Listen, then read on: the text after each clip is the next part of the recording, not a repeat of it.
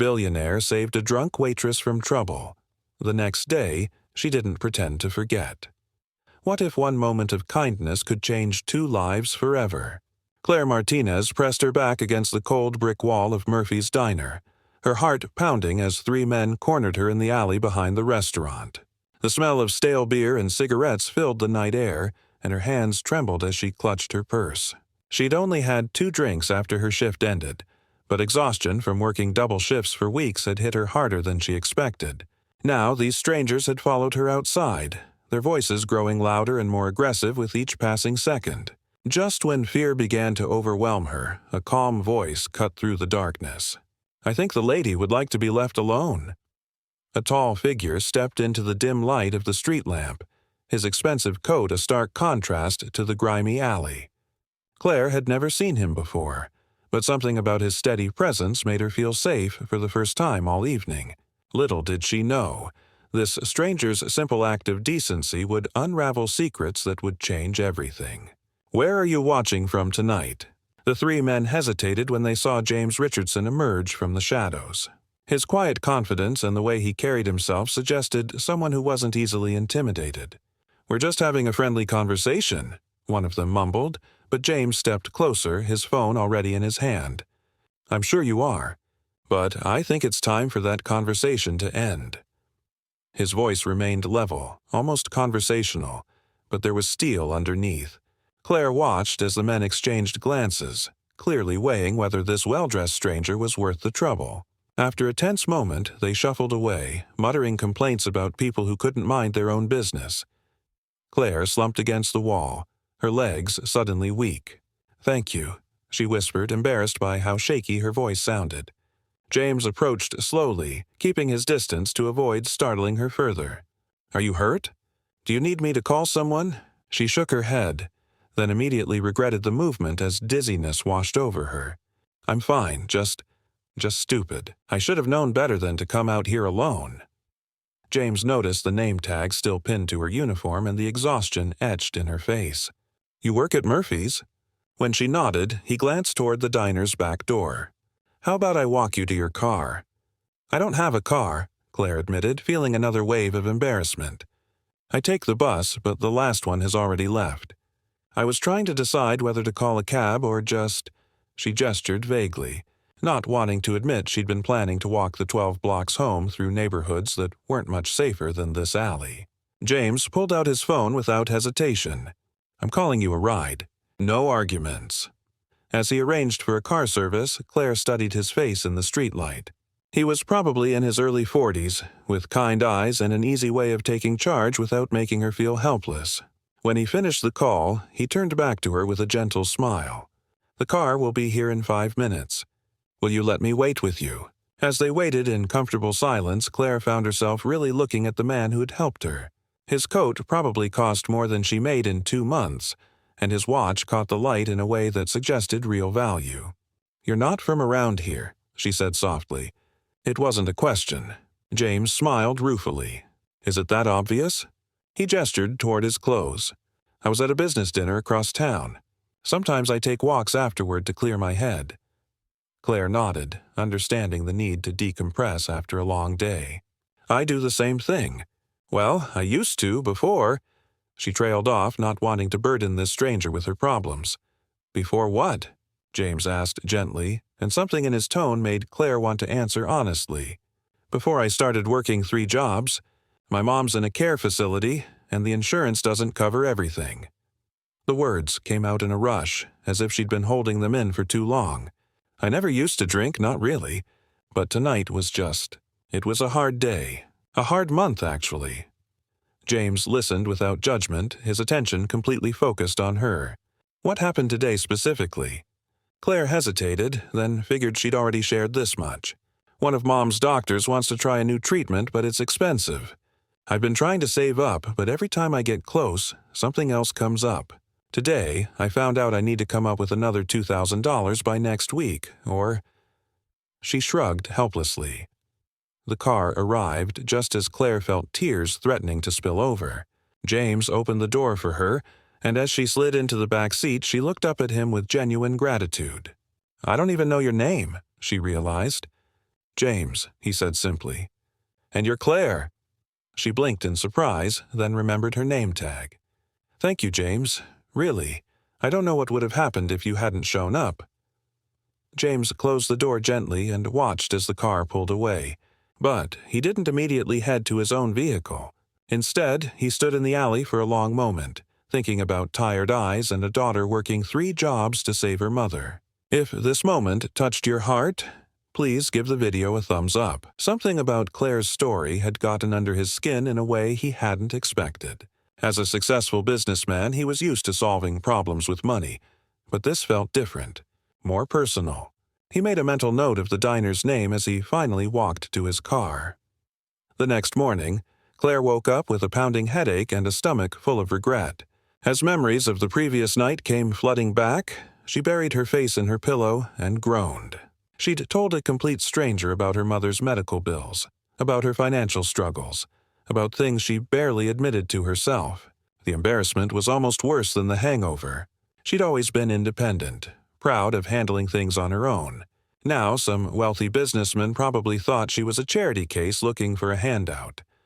Despite her mortification, Claire had to work. She couldn't afford to miss a shift, especially not now. Murphy's Diner was bustling with the usual breakfast crowd when she arrived, and she threw herself into the familiar routine of taking orders and refilling coffee cups. She'd almost managed to push thoughts of the previous night aside when she heard a familiar voice. "Excuse me, is Claire working today?" Her head snapped up to see James standing at the hostess station, looking perfectly put together in a crisp shirt and dark jeans. Their eyes met across the diner, and Claire felt her cheeks burn with embarrassment. She approached him slowly, notepad clutched in her hands. "You probably think I make a habit of getting drunk and sharing my problems with strangers," she said without preamble. James's expression was serious but kind. "Actually, I think you're someone who's been carrying too much alone for too long." His directness caught her off guard. "I came to apologize," she started, but he held up a hand. "No apology necessary, but I was hoping we could talk. Would you have a few minutes when your shift ends?" Claire glanced around the busy diner, acutely aware that several of her coworkers were watching with obvious curiosity. "I don't get off until 3, she said uncertainly. "I'll wait," James replied simply, then chose a corner booth where he could work on his laptop without getting in anyone's way. For the rest of her shift, Claire was hyper-aware of his presence. He ordered coffee and a sandwich, left generous tips, and treated her with the same quiet respect he'd shown the night before. No pity, no condescension, just simple human decency. As closing time approached, Claire's nerves were frayed. What could he possibly want to discuss? Have you ever faced something like this? Let us know in the comments. When 3 o'clock finally arrived, she untied her apron with shaking hands and slid into the booth across from him. "I need to be honest with you," James said without preamble. "Last night got me thinking about some things I'd forgotten about my own life." James closed his laptop and looked directly at Claire. 20 years ago, my mother was diagnosed with early-onset Alzheimer's. I was just starting my business, barely making ends meet, and suddenly I was facing the same impossible choices you're dealing with now." Claire's eyes widened in surprise. She'd expected him to offer charity, not share his own story. "I know what it's like to work yourself to exhaustion trying to save someone you love. I know what it's like to feel like you're never doing enough." His voice carried the weight of old pain but also understanding. "The difference was, I got lucky. My business took off just when I needed it most. But I never forgot what it felt like to be desperate and alone." James reached into his jacket and pulled out a business card. "I run a foundation that helps families dealing with long-term medical care. It's not charity, Claire. It's recognition that sometimes good people get dealt impossible hands." Claire stared at the card, afraid to hope. "We provide grants for experimental treatments, help with care facility costs, and offer low-interest loans for families who need bridge funding."